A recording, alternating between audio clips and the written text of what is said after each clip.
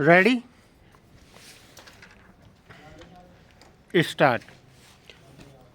माननीय सभापति महोदय, हम न जाने रोज कितने चेहरे देखते हैं, कभी अपने आसपास तो कभी बाहर चहलकदमी करते हुए या फिर सफ़र के दौरान।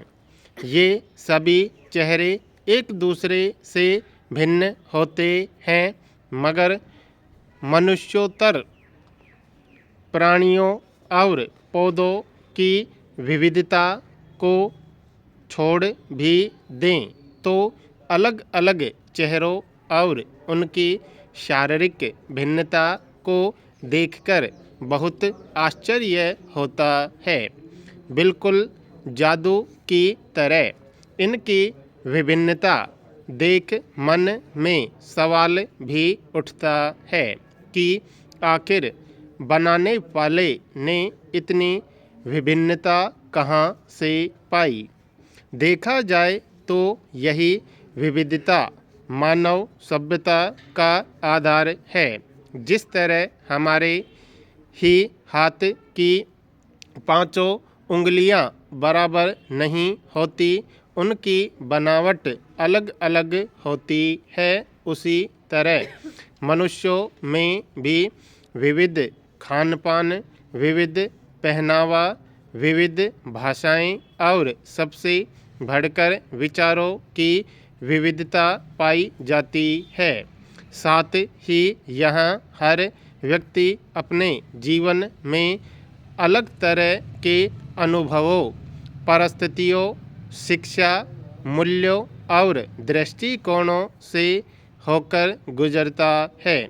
यही कारण है कि उसकी सोच दूसरों से अलग और अनोखी बन जाती है।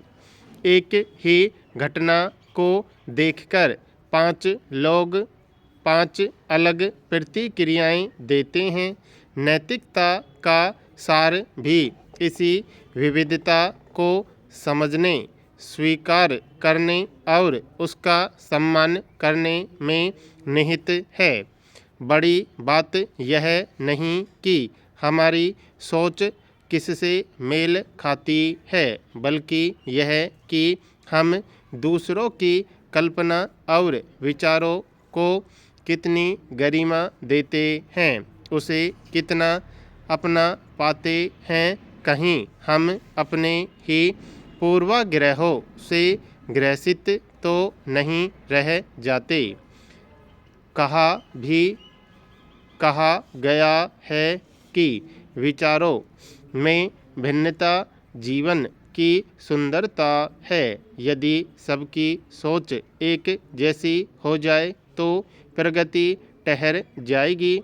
यह वाक्य मानवीय नैतिकता के मूल स्वभाव को दर्शाता है।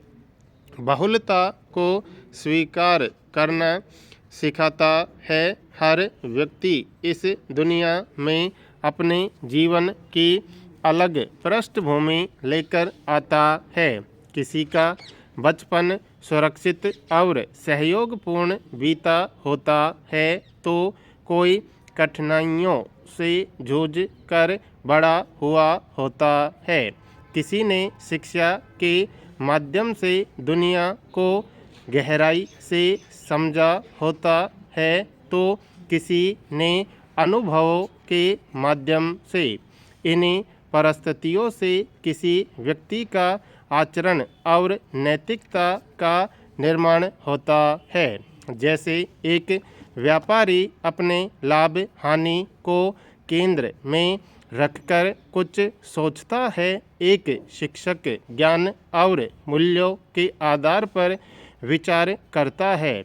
इसी तरह एक कलाकार और दार्शनिक की सोच में भी भिन्नता पाई जाती है। इन सभी का नज़रिया अलग है, पर देखा जाए तो इनमें से गलत कोई नहीं। सभी अपने व्यवसाय और पृष्ठभूमि से प्रभावित होकर ही सोचते हैं। इन अलग अलग विचारों से ही विभिन्न समस्याओं का हल निकलता है, जो समाज को विभिन्न दर्शनों से परिचित करवाता है। इस संदर्भ में अल्बर्ट आइंस्टीन ने कहा था कि एक ही समस्या को उसी सोच से हल नहीं किया जा सकता जिससे वह पैदा हुई है, यानी नए विचार, नई दृष्टि और नई सोच प्रगति का पथ खोलती है। वह हमें नए रास्ते दिखाती है। नैतिकता यह नहीं सिखाती कि सब एक जैसी सोच रखें, बल्कि यह कहती है कि अलग अलग सोच में भी सामंजस्य खोजें, क्योंकि सबकी अलग सोच को स्वीकार करना ही मानवता है। यही लोकतंत्र, समाजशास्त्र और मानव संबंधों का आधार है।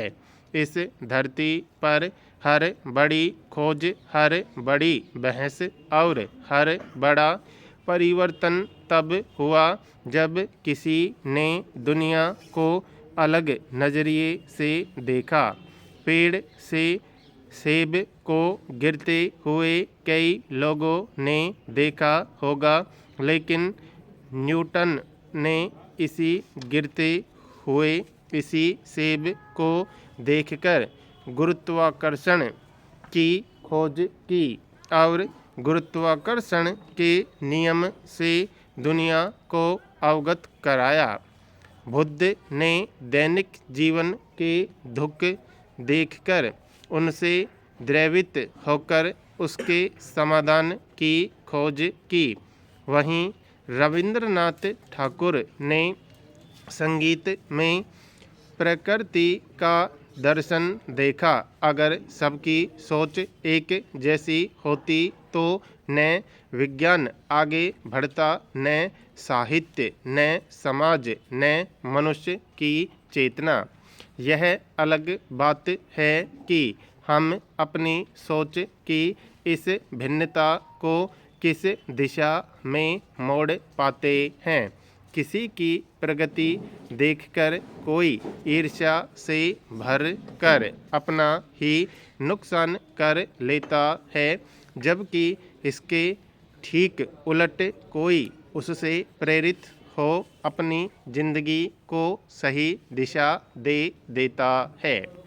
अक्सर सोच के इस अंतर को संघर्ष और ईर्ष्या का कारण मान लिया जाता है, पर दरअसल यह अंतर ही कुछ नया सीखने का अवसर है।